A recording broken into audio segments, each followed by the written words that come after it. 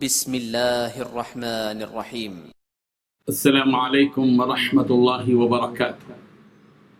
إن الحمد لله نحمده ونستعينه ونستغفره ونؤمن به ونتوكل عليه، والصلاة والسلام على سيد الأنبياء والمرسلين محمد وآله وصحبه أجمعين، أما بعد. حاضرین و ناظرین، یہ درس نمبر 912 ہے، 912، اور آج سورہ ہود کی 3 آیتوں کی تلاوت اور تشریح کی جائے گی۔ آیت نمبر 53، 54 اور 55، 53، 54 اور 55۔ چلیے سب سے پہلے ان 3 آیتوں کی تلاوت کرتے ہیں، لفظی ترجمے اور ترجمے کے بعد تشریح کرتے ہیں۔ اعوذ باللہ من الشیطان الرجیم، بسم اللہ الرحمن الرحیم۔ قالوا یا ہود ما جئتنا ببینہ وما نحن بتارکی آلہتنا عن قولک وما نحن لك بمؤمنين إن نقول إلا اعتراك بعد آلهتنا بالسوء قال إني أشهد الله واشهدوا أني بريء مما تشركون من دونه فكيدوني جميعا ثم لا تنظرون۔ صدق اللہ العظیم۔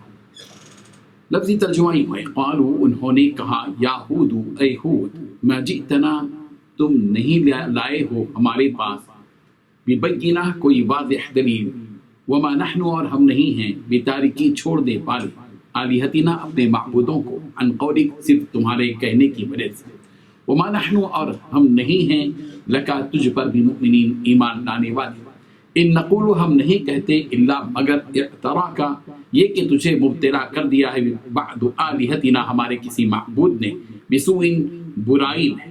قال، حضرت ہود علیہ السلام نے کہا، انی، بے شک میں، اشہد اللہ، اللہ کو گواہ بناتا ہوں، واشہدوا، اور تم بھی گواہ رہو، انی، بے شک میں، بری ہوں، مما، ان سے جنہیں تشرکون، تم شریک ٹھہراتے ہو، من دونہ، اس کے سوا، فکیدونی، لہذا تم تدبیر کر لو، جمیعاً، سب مل کر، ثم، پھر، لا تنظرون، تم مجھے مہلت نہ دو۔ ترجمہ یوں ہے، وہ بولے کہ اے ہود، تم ہمارے پاس کوئی ظاہر دلیل نہیں لائے، اور ہم صرف تمہارے کہنے سے نہ اپنے معبودوں کو چھوڑنے والے ہیں اور نہ ہی تم پر ایمان لانے والے ہیں۔ ہم تو یہ سمجھتے ہیں کہ ہمارے کسی معبود نے تمہیں آسیب پہنچا کر دیوانہ کر دیا ہے۔ انہوں نے کہا کہ میں اللہ کو گواہ کرتا ہوں، اور تم بھی گواہ رہو کہ جنہیں تم اللہ کا شریک بناتے ہو، میں ان سے بیزار ہوں، یعنی جن کی اللہ کی سوا تم عبادت کرتے ہو، تم سب مل کر میرے بارے میں جو تدبیر کرنی چاہو کر لو، اور مجھے مہلت نہ دو۔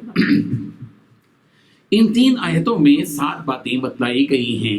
قوم نے کہا کہ اے ہود، تم ہمارے پاس کوئی دلیل نہیں لائے، دوسری بات، اور ہم تمہارے کہنے کی وجہ سے اپنے معبودوں کو چھوڑنے والے نہیں ہیں، نمبر 3، اور ہم تم پر ایمان لانے والے بھی نہیں ہیں، نمبر 4، ہم تو یہی کہتے ہیں کہ ہمارے معبودوں میں سے کسی نے تمہیں کوئی خرابی پہنچا دی ہے، نمبر 5، حضرت ہود علیہ السلام نے کہا کہ بے شک میں اللہ کو گواہ بناتا ہوں، نمبر 6، اور تم گواہ رہو کہ بے شک میں ان چیزوں سے بری ہوں جنہیں تم اللہ کے علاوہ شریک قرار دیتے ہو، نمبر 7، تم سب مل کر میرے بارے میں تدبیریں کر لو، پھر مجھے مہلت نہ دو۔ بزرگان محترم، پچھلی آیتوں میں حضرت ہود علیہ السلام کی ان نصیحتوں کا اور ہدایات کا تذکرہ تھا جو انہوں نے اپنی قوم سے خطاب کرتے ہوئے کیا۔ ان آیتوں میں ان نصیحتوں اور ہدایات کے جواب میں قوم نے ان سے کیا کہا اس کا ذکر بھی موجود ہے، اور پھر حضرت ہود علیہ السلام نے قوم سے کیا کہا اس کا بھی تذکرہ موجود ہے۔ قوم نے پہلی بات تو یہ کہی کہ ما جئنا ببینہ، اے ہود، تم ہمارے پاس کوئی صاف دلیل لے کر نہیں آئے ہو، یعنی تمہارے رسول ماننے کے لیے تمہارے پاس کوئی دلیل نہیں ہے، یعنی ہمارے تم جو آئے ہو کوئی دلیل لے کر نہیں آئے ہو، صاف طور پر یہ بات انہوں نے کہی۔ قوم کا حضرت ہود علیہ السلام پر یہ اعتراض تھا صرف حماقت، جہالت اور غرور کے طور پر ہی تھا۔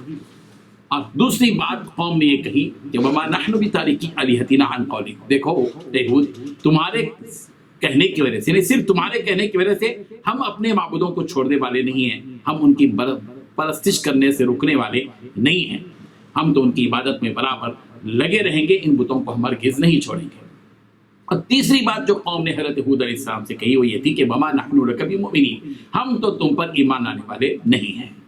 قوم ہود کا حضرت ہود علیہ السلام کی نبوت کی تصدیق نہ کرنا ان کے عقل اور ہوش و حواس کے بگاڑ کی وجہ سے تھا. اگر وہ عقل مند اور باہوش ہوتے تو ایسی حرکت ہرگز نہ کرتے. چوتھی بات جو قوم ہود نے حضرت ہود علیہ السلام سے کہی وہ یہ تھی کہ ان نقول الا اعتراك بعض آلهتنا بسوء، ہم تو یہی کہتے ہیں کہ ہمارے معبودوں میں سے کسی نے تمہیں کوئی خرابی پہنچا دی ہے، کچھ آصف کا اثر تمہارے اوپر ہو گیا ہے. ان نالائقوں کو اس بات کا علم نہیں تھا کہ یہ بت نہ نفع پہنچا سکتے نہ نقصان. نفع اور نقصان کے بارے میں اس قوم کا اعتراف تو تھا کہ اللہ ہی نافع ہے، اللہ ہی دار ہے، مگر اس کے باوجود ان لوگوں کا حضرت ہود علیہ السلام سے ایسی بیجا حرکتیں کرنا محض سرکشی، ضد اور بے عقلی کی وجہ سے تھا. حضرت ہود علیہ السلام نے اپنی قوم کی ان 4 باتوں کے جواب میں یہ بات کہی. قال، حضرت ہود علیہ السلام نے کہا انی اشہد اللہ. سب سے پہلی بات تو ہے میری قوم کے لوگوں یہ بات یاد رکھو کہ میں اللہ کو گواہ بناتا ہوں، اللہ کو گواہ بناتا ہوں. اور پھر واشہد انی بریء مما تشرکون، تم بھی اس بات کے گواہ رہو کہ میں ان تمام چیزوں سے بری ہوں جن کے ساتھ تم شرک کرتے ہو. اللہ کے علاوہ جن کو تم معبود بنائے رکھے ہو ان تمام سے میں بالکل بری ہوں. یعنی اے میری قوم کے لوگوں، تم جن بتوں کی عبادت میں لگے ہوئے ہو اور جس شرک میں تم مبتلا ہو، اس بات کو یاد رکھو، تم بھی گواہ رہو. میں اللہ کو بھی گواہ بنا کر یہ بات کہتا ہوں کہ میرا اس سے، ان تمام بتوں سے کسی بھی قسم کا کوئی تعلق نہیں. اگر حضرت ہود علیہ السلام ایسا کہتے تو گواہی میں اللہ تعالیٰ کو اور مجرموں کو بھی برابر درجہ شریک قرار دیتے کہ اللہ تعالیٰ کو بھی اور ان کو بھی گواہ بنا دیتے. یہ ایک حقیقت ہے کہ شرک سے بری ہونے پر اللہ کی گواہی توحید کے ثبوت کے لیے درست ہے اور ثابت ہے. لیکن ان توحید کے ثبوت کے لیے ان مجرموں اور کافروں کی گواہی دین حق کی توہین ہے. حضرت ہود علیہ السلام نے ان سے یہ کہا کہ بے شک میں اللہ کو گواہ بناتا ہوں اور تم گواہ ہو جاؤ کہ بے شک میں ان چیزوں سے بری ہوں. یعنی حضرت ہود علیہ السلام نے کہا کہ میں تم کو بھی گواہ بناتا ہوں، اللہ کو بھی گواہ بناتا ہوں، بلکہ یہ کہا کہ میں اللہ کو گواہ بناتا ہوں اور تم گواہ رہو. یہ بات حضرت ہود علیہ السلام نے کہی، اللہ کے ساتھ گواہی میں ان کو شریک نہیں کیا. اس کے بعد حضرت ہود علیہ السلام نے اپنے قوم سے یہ بھی فرمایا کہ من دونہ فکیدونی جمیعا ثم لا تنظرون، تم سب مل کر میرے بارے میں تدبیریں کر لو، پھر مجھے مہلت بھی نہ دو. یعنی تم لوگ میرے خلاف جو تدبیریں ہو، جس قسم کی بھی تدبیریں کرنے کی طاقت رکھتے ہو، وہ ساری تدبیریں کر لو. تم سب، یعنی تم بھی اور تمہارے جتنے معبود ہیں، ان تمام اللہ کو چھوڑ کر جتنے بھی ہیں جن کی تم عبادت کر رہے ہو، اور مجھے پلک جھپکنے کی بھی مہلت مت دو. اس طرح حضرت ہود علیہ السلام نے اپنی قوم سے صاف طور پر یہ باتیں بتا دی. اللہ تبارک و تعالی ہم سب کو ان آیات سے سبق حاصل کرنے کی توفیق عطا فرمائے. وآخر دعوانا الحمدللہ.